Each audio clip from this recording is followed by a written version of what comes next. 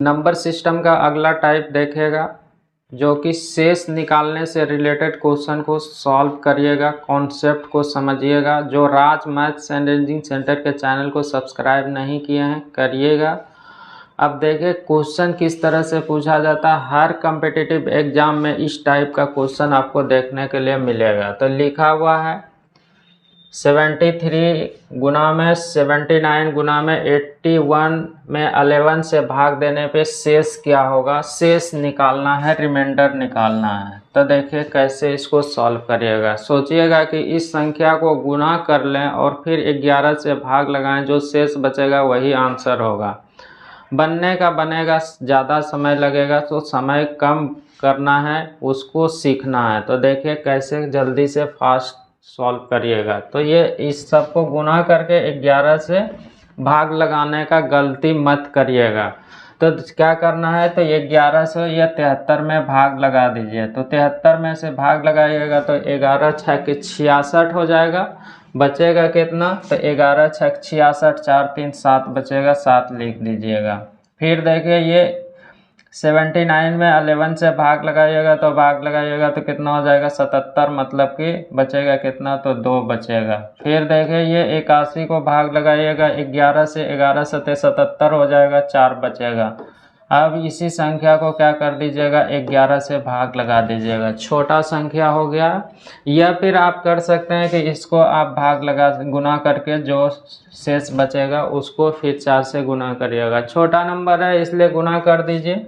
अब गुना करिएगा तो इसका रिमाइंडर आपसे पूछा गया था। देखिए तो गुना करिएगा, 4 दूना 8, 8 सते 56 होता है। 56 को भाग लगाइएगा 11 से, तो भाग लगाने के बाद रिमाइंडर कितना होगा, तो 1 होगा। तो यही इस क्वेश्चन का क्या हो जाएगा, आंसर हो जाएगा। तो कितना फास्ट हो गया, गुना करना पड़ा क्या, नहीं करना पड़ा।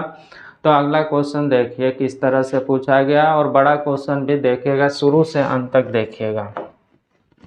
ये क्वेश्चन दिया हुआ है, इस क्वेश्चन को बोला गया है कि क्या होगा इसका आंसर। देखिए 20 गुना 5 को 3 से भाग देने पर शेषफल क्या होगा। तो ये तो खैर छोटा है, तो इसको तो अब आराम से कर ही सकते हैं। 20 गुना 5 है, तो 20 गुना 5 का मतलब 100, 100 को भाग लगाइएगा 3 से, तो रिमाइंडर कितना हो जाएगा, तो रिमाइंडर हो जाएगा 1।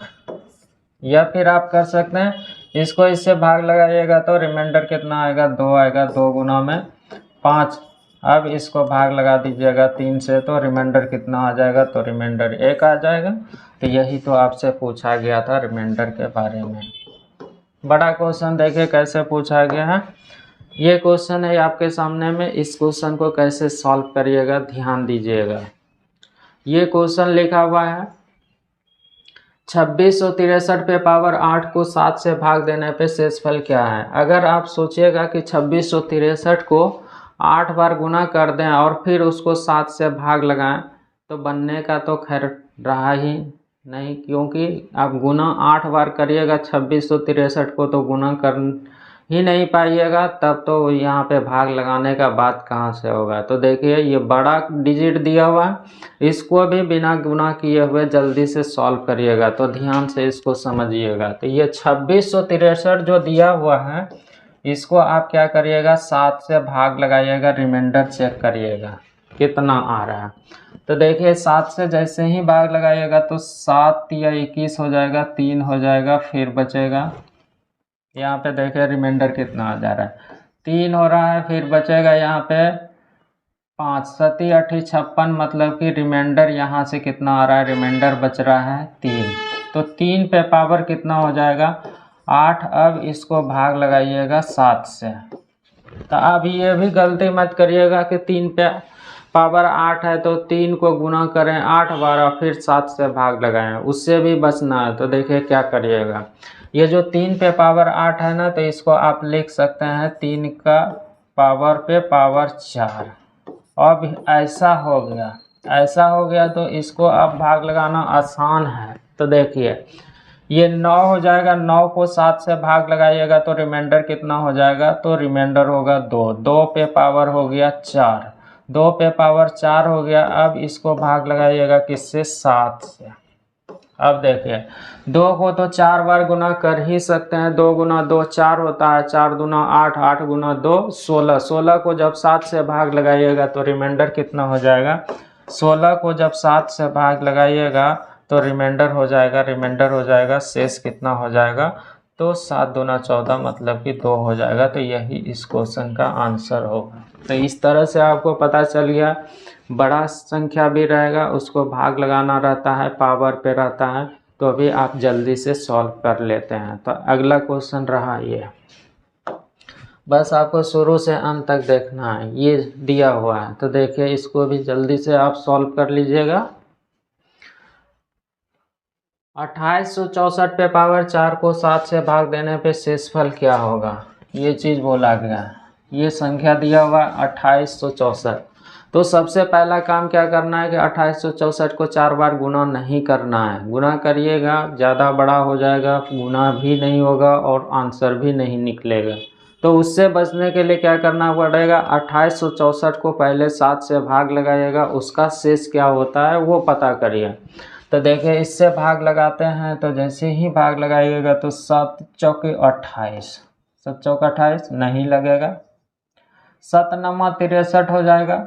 रिमाइंडर कितना बच गया, यहाँ से रिमाइंडर 1 आया है, तो 1 पे पावर हो जाएगा 4 और भाग लगाइएगा किससे, तो 7 से भाग लगाया। तो 1 का पावर कितना भी रहता है तो 1 ही होता है, 1 पे पावर कितना भी रहेगा तो 1 ही होगा। 1 को 7 से भाग लगाइएगा, 1 को 7 से भाग लगाइएगा तो रिमाइंडर कितना आएगा, तो 1 आएगा। तो देखिए बड़ा दिखने में दिख रहा था, 2864 पे पावर 4 था, उसको 7 से भाग लगाना था, तो कितना आसान से इसका रिमाइंडर आ गया 1। अगला क्वेश्चन रहा